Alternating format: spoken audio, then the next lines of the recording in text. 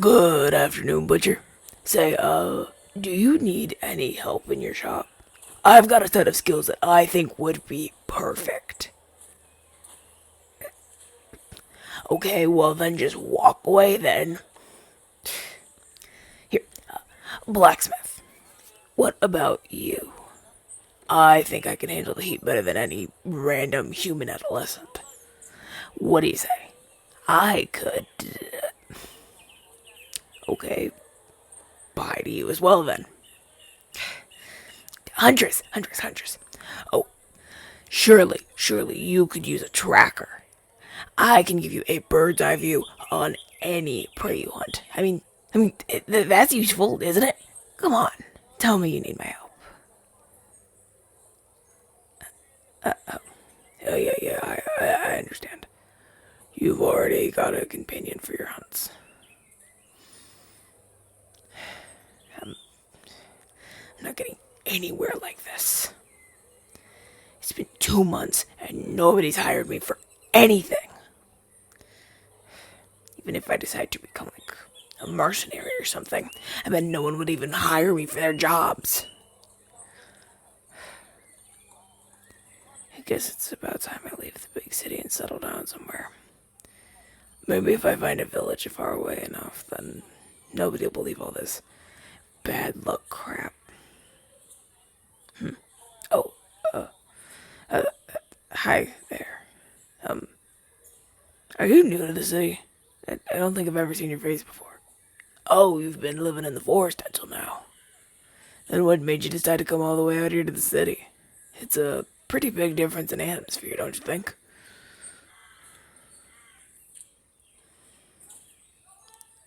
You're getting supplies for your work.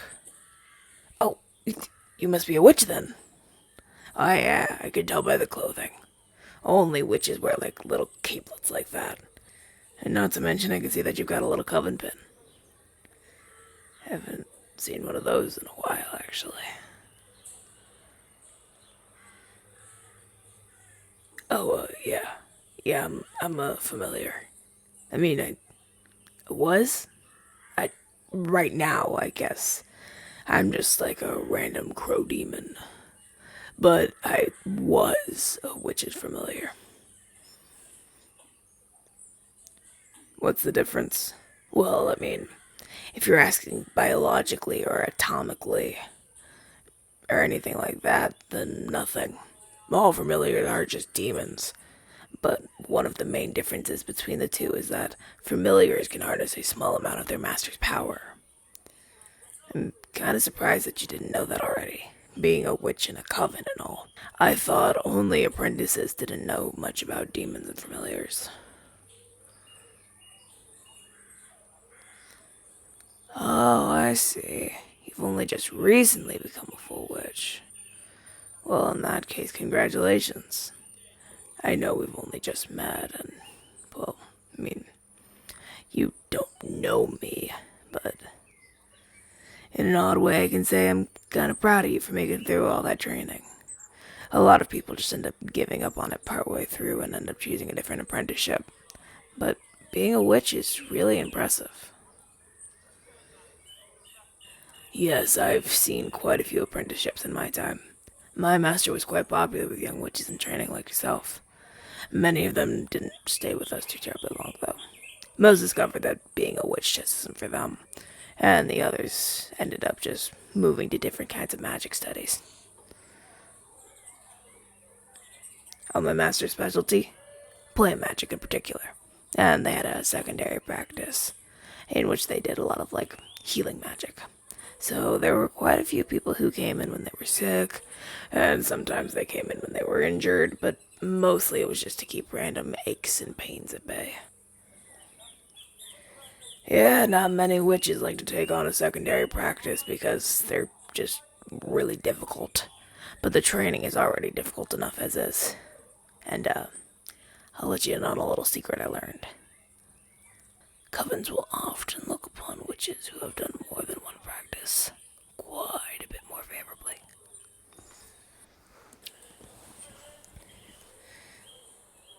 Oh, you want to know what happened to my witch?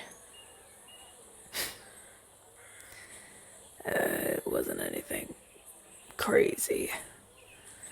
They didn't get, like, killed by a witch hunter or something, or anything like that. But they just passed away a couple months ago. Old age humans go through, you know. Yeah, I miss them a lot. But I'll always treasure the time the two of us had together. Why am I here? What do you mean? Oh, yeah, that. Well, I, I just couldn't go away when they did. I tried. We were so close after all. There's no way I didn't bond with them enough, but sometimes when a witch dies, their familiar doesn't disappear with them like they're supposed to. There are times when a familiar gets left behind, and a familiar without a master is considered rogue. And since familiars are demons by origin, well, you probably know how people would view a rogue demon, you know. Yeah, that's right. We're considered bad luck and not worth anybody's trouble. They say familiars get left behind because their bonds with their master weren't strong enough. But nobody really knows why some familiars get left behind and others don't. So people don't like to associate with rogue familiars because they're considered cold-hearted. Are they? Well, like people, some of them are, but most of them aren't. And I'm not just saying that because I am one. So, Witchling, what about you? You look like you'd be able to summon a pretty powerful familiar for yourself.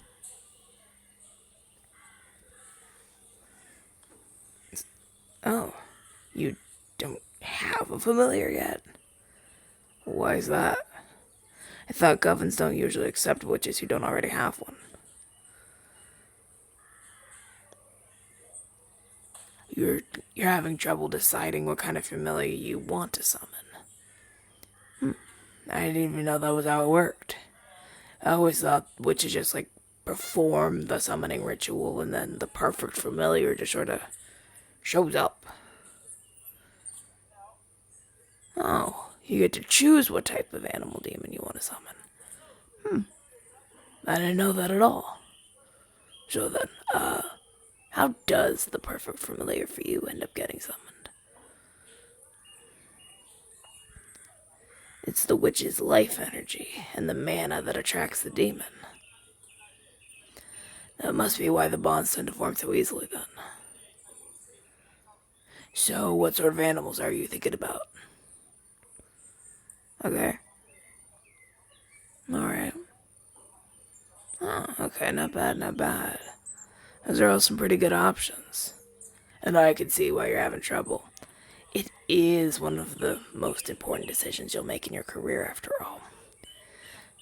Sure, some witches have enough mana to summon like 10 familiars, but that is pretty rare. Most can only have about 2 or 3. That's why beast tamers are so coveted, especially in these parts. They're the only ones who have that extra mana to summon so many. But it can take years to get enough mana sword for someone to even summon one familiar. Because it's almost like sharing a part of yourself with a demon. Oh, don't worry. I'm sure you'll be able to figure out the perfect choice for you. And just remember, they aren't just limited to the traditional kinds of animals. Cats, wolves, and birds are pretty popular, but there are different kinds out there. And there are so many other animals to pick besides that. Like bears, iguanas, rabbits. You just need to find out what would be best suited for your needs. For example, since my master performed plant magic so often, they needed quick help with things like tending to the gardens, collecting herbs, and spreading seeds around. But someone like me can do a lot more than just that. Even now, without like a witch's mana, I can still search for danger by sky and blend in with other crows, which means I can also communicate with them. It's a pretty good little trick if you ever need information a couple towns over. What about when I have a master? Oh, that is the best of all. Not only do you have a sense of duty and purpose, you can also use a portion of their power. I'm most familiar with like plant magic and a little bit of healing magic, but you don't get to keep those once your witch dies, unfortunately. If a new witch is willing to become your master, though, then you get to bond with them, and that will allow you to use whatever power they've created for themselves as your own.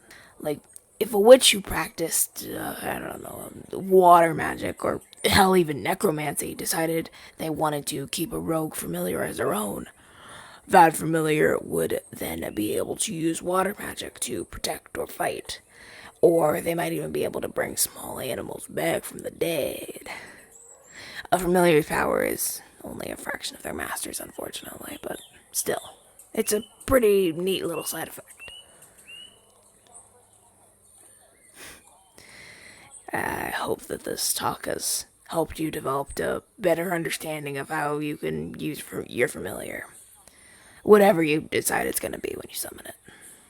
And besides that, I think you've taught me quite a few things about how it works myself.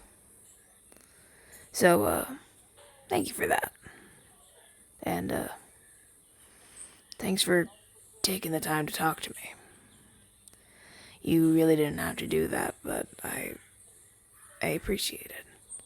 I haven't had a nice, long conversation like this in a while. I've kind of missed it.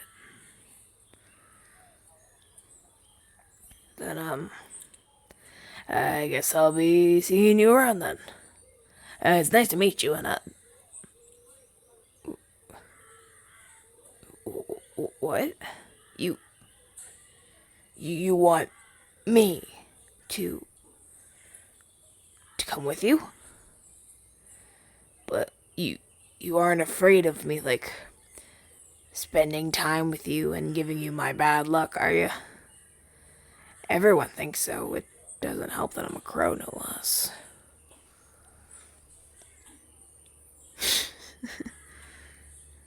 You think that's all silly? Well then, I guess we finally have something in common then.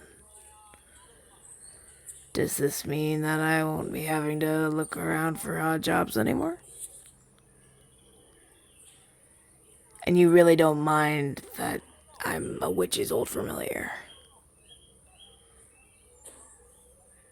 The experience would be useful? Oh, I can't say I ever thought about it like that. I'm glad you're willing to take me in then. I promise I will do my best to make you proud. And I'll start off by carrying your supplies that you came in here to get, to prove that I will work just as hard for you as I did for my old master. So, master, what do we need to get?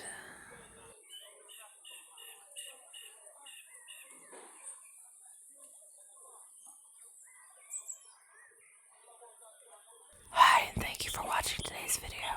If you enjoyed it, please feel free to hit the like button, the subscribe button, and ring the notification bell so you'll be the first to be notified whenever I upload new content. Also, be sure to check out and follow my other social media accounts pinned in the description below. I hope you enjoyed today's video as much as I did making it, and I hope you have a great rest of your day and you sleep well tonight. Love you guys.